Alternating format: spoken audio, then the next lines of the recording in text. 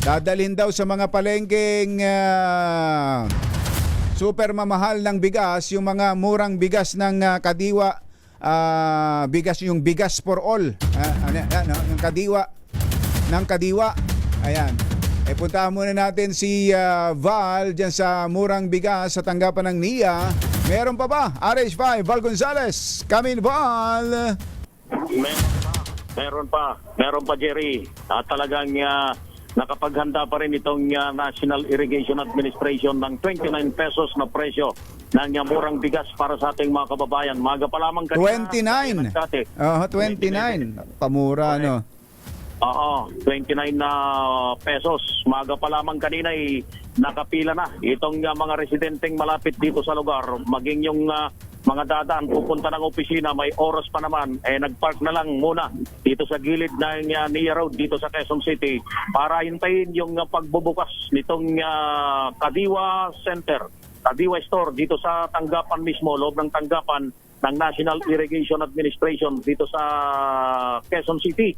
Yung iba galing pa ng barangay Paligsahan, yung iba meron pang galing ng Commonwealth. Pero Jerry, yung binabanggit mo kanina, ikinatuwa nila yung bagong pahayag ng Department of Agriculture na dadalhin na rin ng DA doon sa mga pangunahing, mga malalaking mga palengke dito sa Metro Manila, yung murang bigas. Dahil ang katwiran ng Department of Agriculture, ang tagal nang ibinaba o pinirmahan ni Pangulong Ferdinand Bongbong Marcos Jr. yung Executive Order number 62 na nagbababa mula sa 35% na taripa kay ibinaba sa 15%, pero yung mga imported rice, pero hindi pa rin maramdaman yung presyong mura yung sa iba't ibang mga palengke dito sa National Capital Region. Kaya sa susunod na mga araw, malamang mababawasan na rin yung mga pumipila rito dahil mabibili na ng ating mga kababayan yung commercial rice doon sa murang presyo na nasa 42 o mas bababa pa kung depende doon sa 42, oo nga. Bilihan.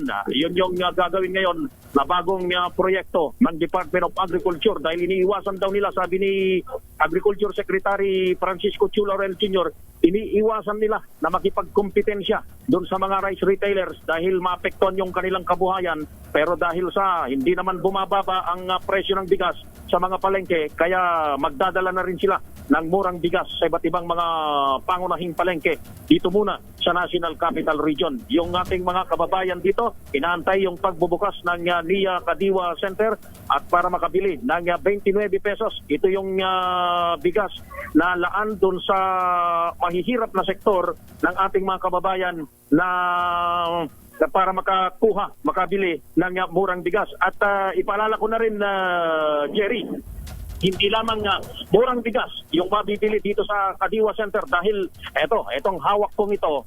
Ayan, nakikita ninyo itong ano ba yan? Bawang na ito. Bawang, Oo, bawang na ito. Hindi po ito imported. Hindi imported ito, kundi ito'y sariling tanim ng ating mga magsasaka yan sa lalawigan ng Masbate. Sa Masbate nang galing ito, Jerry. Itong karamihan doon sa mga maganda, rito. magandang klase.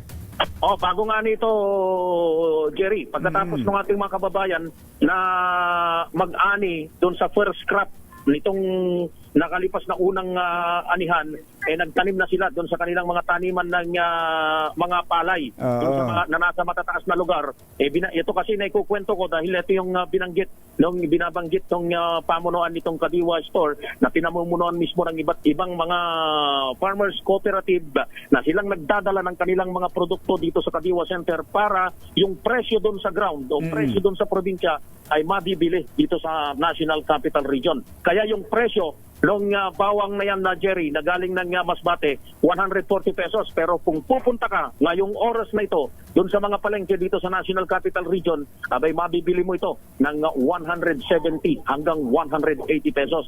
Nasa 30 hanggang 40 pesos ang na mas mura yung presyo niyan na Jerry. Yung sibuyas, 90 pesos. Sa ibang mga palengke nagbebenta pa 140 pesos yung kada kilo. Yung talong na napakamahal, merong 200 pesos pinakamababa, depende sa klase. Sa iba't ibang mga palengke dito sa NCR, Jerry, 160 pesos lamang dito. Sa ibang mga palengke, mabibili ng ating mga kababayan ngayong oras na ito, nasa 200 to 220 pesos. Ganon din yung ampalaya.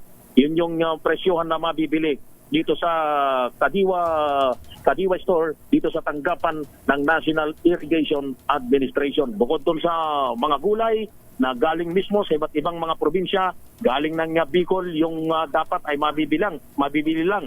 O galing lamang dyan sa may Baguio, pero ang repolyo ay mabibili na rin dito sa Kadiwa Center, 110 pesos. Sa mga palengke, mabibili mo yan naglalaro sa presyong 130, 140, at yung magagandang klase ay mabibili mo pa ng 150 pesos dun sa mga pangunahing mga palengke. So yan, Jerry, yung sitwasyon dito sa NIA Kadiwa Center, kung saan mabibili ang 29 pesos na presyo ng kada kilo ng bigas.